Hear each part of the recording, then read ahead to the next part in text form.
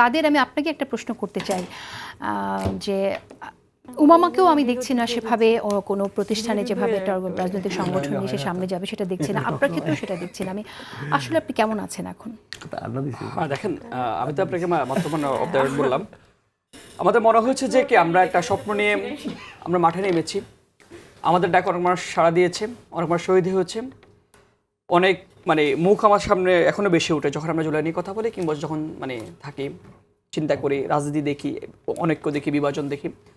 আমরা তো এমন 5 আগস্ট পরবর্তী আমি মানুষের আমরা চাই নাই, কিন্তু এমন স্বার্থপরতার রাজনীতি আমরা চাই নাই, কিন্তু বিভাজনের রাজনীতি আমরা চাই নাই। তো ওই জায়গাটা একটু হতাশা কাজ করে আর কি। আসলে আমরা কার সাথে অ্যালাইন হয়ে আমরা কাজ করবো? আমরা যারা হচ্ছে একটা সময় আমরা যাদেরকে এখন দেখতেছি তাদের আগের রূপটা তো ভিন্ন দেখেছিলাম, কিন্তু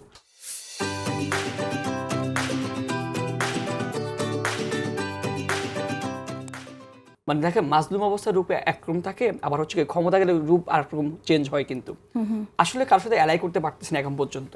আদৌ আমরা যে সংস্কার কথা বলতেছি কিংবা হচ্ছে যে স্বপ্নের কথা বলতেছি, সেই স্বপ্নটা এখন কারোর সাথে অ্যাটাচ করতেছে না।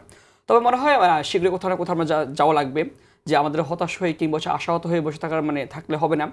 আমাদের একটা দায়িত্ব তো আছে, আমাদের ডাকে অনেক মানুষ সাড়া দিয়ে এসে শহীদ হয়েছে, তাদের প্রতি আমাদের একটা কমিটমেন্টের জায়গা আছে। কিন্তু আমার 5 জন শহীদ হচ্ছে, আমি তাকে হচ্ছে লাস্টটা পাশে রেখে আমি আবার সামনে গিয়েছিলাম, কিন্তু তাকে তো আমরা অনেকগুলো কমিটমেন্ট দিয়েছি। ওই জায়গা থেকে আমরা হয়তো সামনে আবার সেই প্রত্যাশা রাখি।